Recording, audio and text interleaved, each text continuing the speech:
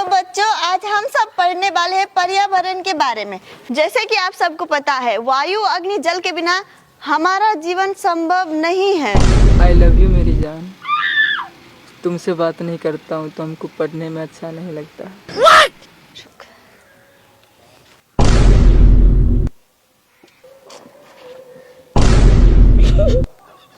अरे बात करो ना हमसे। कहाँ हो? लेटरिन में हो?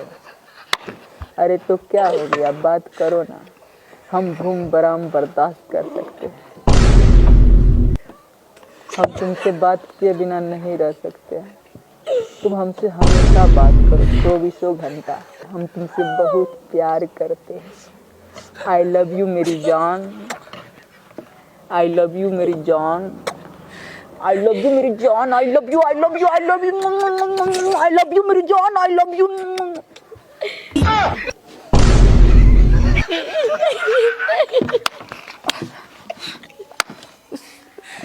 सॉरी मैडम जी।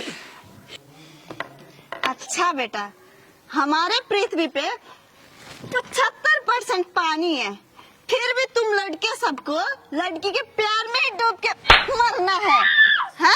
सॉरी मैडम जी, आप लड़की के प्यार में नहीं डूबेंगे। मारिए मैडम जी, इस तरह से लड़की के प्यार में डूब जाता है। मारिए मैडम जी, हमेशा लड़की से बतियाते रहता है, मारिए इसको। तेरा बहन से बतिया रहे थे। अरे साला रे, तुम ऐसा बोलेगा, तुमको छोड़ेंगे नहीं। हम भी नहीं छोड़ेंगे तुमको। छोड़ेंगे नहीं।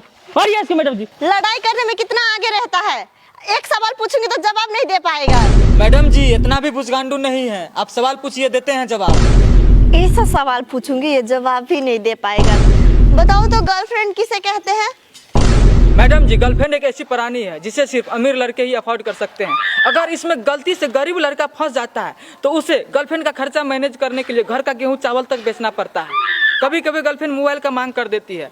इस स्थिति में बॉयफ्रेंड के पास पैसा नहीं रहने पर उसे लोन पे फोन भी खरीद के देना पड़ता है और महीना महीना गर्लफ्रेंड का रिचार्ज भी करवाना पड़ता है। कभी कभी रिचार्ज का पैसा नहीं रहने पर बॉयफ्रेंड को अपने बाप के पैकेट से पैसा भी चुराना पड़ता है। अतः हम कह सकते हैं, एक ऐसी लड़की जो लड़कों के लाइफ में फूल की तरह आती है और लाइफ को कीचड़ कीचड़ करके चली जाती है, उस लड़की को हम गर्लफ्रेंड कहते हैं।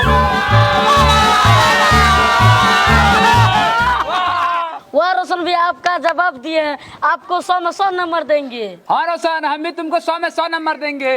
दिल खुश कर दिया तू मेरा। चलो दूसरा सवाल पूछती हूँ। पूछिए मैडम जी। पत्नी किसे कहते हैं? मैडम जी, ससुर की बेटी को पत्नी कहते हैं। पत्नी एक ऐसी प्राणी है जिसके सिर्फ घूरने मात्र से टिंडे की सब्जी में भी पनीर का स्वाद आ जाता है। पत्नी के आते ही पति बेचारा कई कलाओं में परिपूर्ण हो जाता है, जैसे बर्तन धोना, कपड़ा धोना, खाना बनाना इत्यादि। पति बेचारा दिन रात बैल की तरह मेहनत करके 1-1 रुपया इकट्ठा करता है और पत्नी पाउडर, लिपस्टिक इत्यादि में पैसा खर्चा करके पति को कंगाल बनाने में कोई कसर नहीं छोड़ती है। पत्नी जब अपने पति के पास जब कभी भी किसी प्रकार का इच्छा जताती है और उस इच्छा को पतिदेव पूरा नहीं कर पाता है, तब उसके लिए काफी खतरनाक परिस्थिति पैदा हो जाता है और इस परिस्थिति से कभी कभी पति बेचारा बाहर भी नहीं निकल पाता है। अंततः वह पागल भी हो जाता है। पत्नी इच्छाधारी नागिन की तरह होती है और वो अपने पति को अपनी इच्छा के अनुसार काम करने के लिए मजबूर कर देती है। अतः हम कह सकते हैं कि पति को पागल करने का सभी गुण जिस औरत में मौजूद हो, उसे हम पत्नी कहते हैं।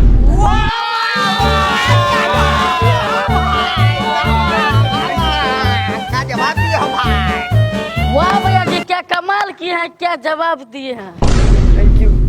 अरे तू बहुत उछलता है, अभी तुझको सवाल कर रहे हैं। मैडम जी सवाल कीजिए, नहीं डरती हैं।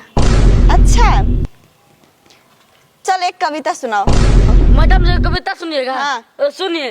अब मुन्नी बदलाम होई डार्लिंग तेरे लिए, अब मुन्नी बदलाम होई डार्लिंग तेरे लिए। अरे चोट्टा, ये कविता है? सॉरी तू डांस करने लगा? अरे तुम दोनों इधर आओ। डांस करेगा, डांस। Sorry madam. तू दोनों, हाँ, सॉरी मैडम जी। डांस करता है। रे बताओ, साली किसे कहते हैं? साली? हाँ मैडम जी, अपन बीबी के बहन को साली कहते हैं। बहुत सारे बुद्धिजीवियों के अनुसार साली आधी घरवाली होती है। जब साली जीजा जी बोलती है तो आत्मा तृप्त हो जाता है। तुरंत उसे पिज्जा खिलाने का मन करता है। बीबी जब पास बैठी होती है तो ऐसा लगता है कि चुड़ैल पास बैठी है, लेकिन जब साली पास बैठी होती है तो ऐसा लगता है कि हम जन्नत का सैर कर रहे हैं। अतः हम कह सकते हैं कि पत्नी के द्वारा मिजाज गर्म करने पर जो लड़की हमारे माइंड को ठंडक पहुंचाने में मदद करती है उसे हम साली कहते हैं।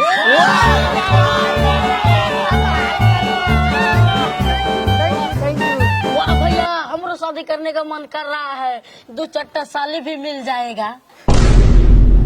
अरे साला, अभी तू बच्चा है, ब्याह करने लगना ही है। बताइए मैडम जी, हम बच्चा है, अब बियाह कर देगा तो तुरंत 2 बच्चा पैदा कर देंगे। बाप का नाम लतीफ हती, बेटा परोर दास। बैठ चुपचाप।